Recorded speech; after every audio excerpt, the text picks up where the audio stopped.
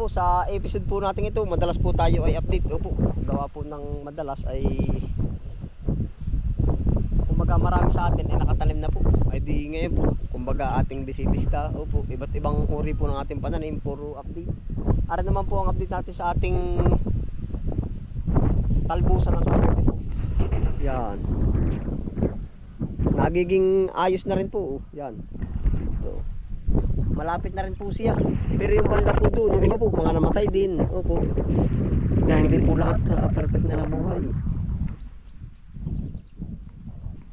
Ito yung susunod natin na pag-aanihan po. Kapares po siya ng kangkong. Gawa po ng once na umorder ng kangkong, naghahanap sila lagi ng kamote. Ay sabi ko, isang lakad natin, isang harvest natin, kahit sabihin pa nating 20 na kangkong, 10 na kamote, ibig sabihin isang labas natin ay maayos na rin po. Imagine po, makaka 300. Yan. Ito na.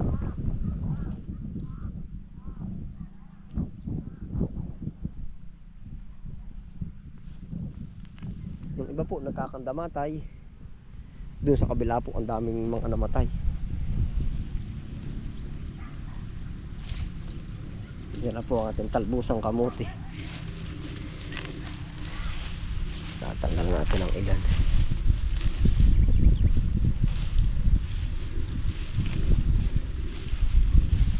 Basta po iba't ibang uri ng pang-ulamin po ang ating itinatanim. Oh, ito. Panalo to. Ari, mas maraming mas marami siyang sibul, tapos hanggang din sa kabila mas paunti po ng paunti.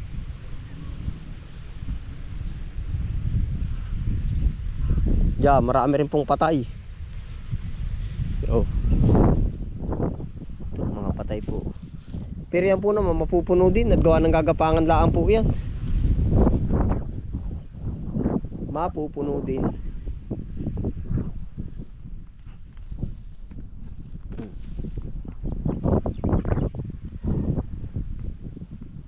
Maganda talaga isang hilera na yun.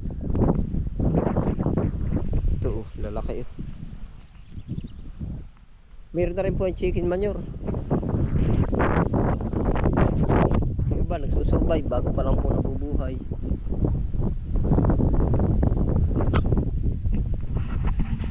Kahit po ganitong hapon malamig. Dito po nanggagaling sa Pasipiko ang lamig. Yan, nakaharap po tayo sa Pasipiko itong Sierra Madre, na Pasipiko po yung gilid. Pasipiko, yan po yung Mauban. Yan. Aba. Ay kita mo na nga, tumanaw lang tayo sa Pasipiko, nakakita na tayo ng saging. Hinog na rin, pala tibain na wala naman tayong dalang itak. Yan.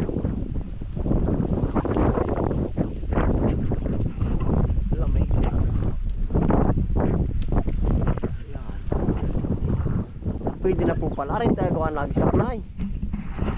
Naganda na rin po ang natin. Gawa na nakukuha na nila yung anong tawag doon, yung init. Tapos ngayon po sa panahon ngayon neutralize na yung panahon. 3 araw init, 2 araw ulan. Lamig.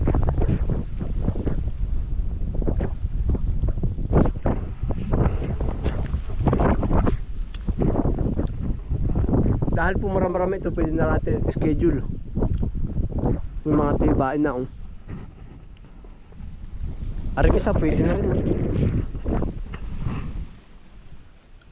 Yan. Pero po may natibara tayo ditong isa yun. Hindi ko palang na taga yung katawan. Ayan, lamig po. 3 buwig po yung ari na. Ari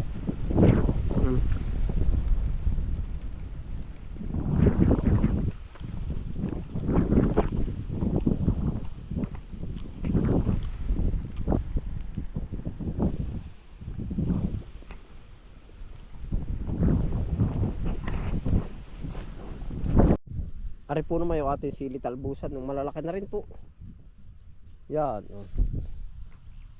Siguro po pag tumaas na siya ng mga 2 dangkal, pwede na tayo mag-harvest. Tapos ito, ang dami na rin ng bunga. Spinach.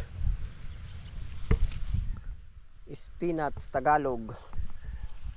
Yeah. Kung may tinik, uray. Alam mo po, kilala sa amin yung ganito, uray. Eh wala pala yung pinag-iba, uray na uray ay, pati yung katawan. Talbusan natin, nalaban na rin. Yeah, ito po, ito medyo huli. Pero okay na rin po naman.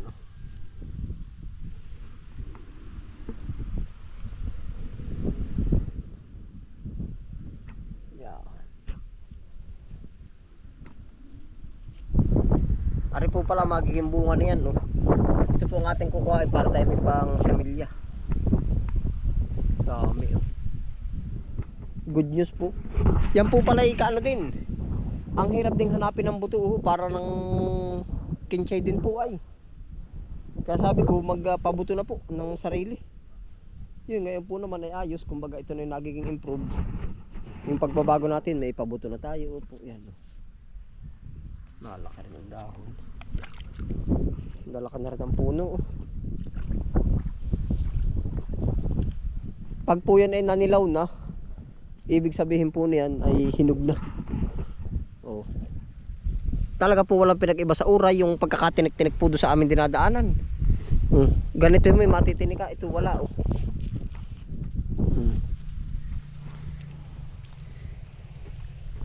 Native spinach daw po ito. Dami. Ayos, panalo.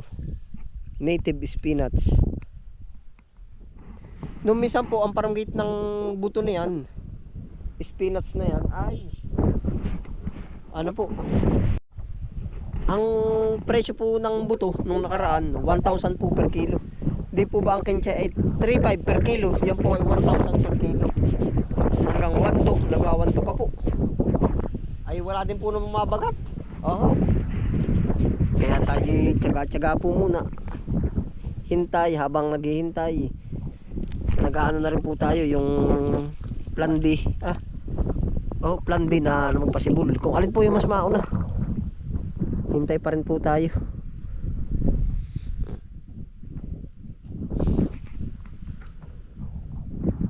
Pag po ito na halos kasabay din po nung kinchay natin ay. Ay talagang uray na uray. Green leaves.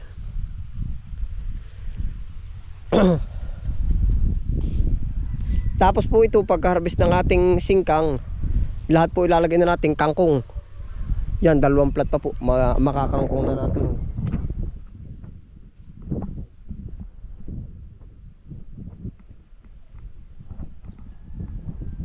Yan pa po, mapapadagdag sa 2 kangkong. May dapulak na agad yung kangkong eh. Kabata-bata pa Yun, naninilaw na po kaagad. Ito po naman yung production natin ngayon ng talbos. Yan, medyo makaitid na rin po. Ay kaya tayo ay naglilipat na dun ay. Yan. Tayo po ay hindi pa rin nagpapawala talaga. Gawa na ito yung nag-aangat po sa atin. Kahit nga po sabihin ko sa inyo na hindi tayo victim na victim sa ng talbos. 100, 200, 300 and up. Ibig sabihin po ipasok pa. Talaga po nagpapasok pa rin. Yung sasabihin natin hindi naman nakaka-1,000, pero talaga pong kahit sabihin natin 100, 200, basta tuloy po ang pasok, maganda po. 1,000 nga ang ating pinapasok na pera, 1,100 naman yung ating yung ating inilalabas. Di kumbaga parang din, kaya po pinapahalaga natin maliit at malaki. Yan. Talaga pong hindi natin pakawalan yung natin. Yung ating po bang mga pananim, gawa po nung talagang ang tinatarget natin ay kangkong, talbos. Gawa po ng magtagmahal, magtagmura. Kasama po tayo, kasama natin. Yan. Yung dati po naman nating yung dati nating talbos, yan na po ang nangyari. Tandaan nyo po na tayo may talbos din eh. Yan oh. Puro pitsaya na ngayon. Yan, hanggang din yung talbos natin. Yan, ito po yung talbusan natin. Puro pitsay naman ngayon. Tapos arin side na rin kangkungan na may patulahan. Basta po hindi pa rin tayo nagpapawala. Nari kangkungan natin. Yan na po ang nangyaring ganap.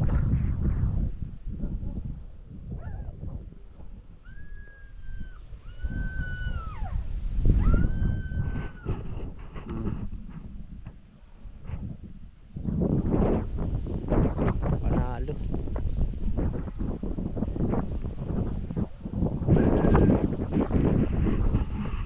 Ayan po, ay paano po? Salamat po sa inyong pagsama na po. Tuloy-tuloy lang po tayo yan. Ingat po ang lahat. Happy lang po. Bye.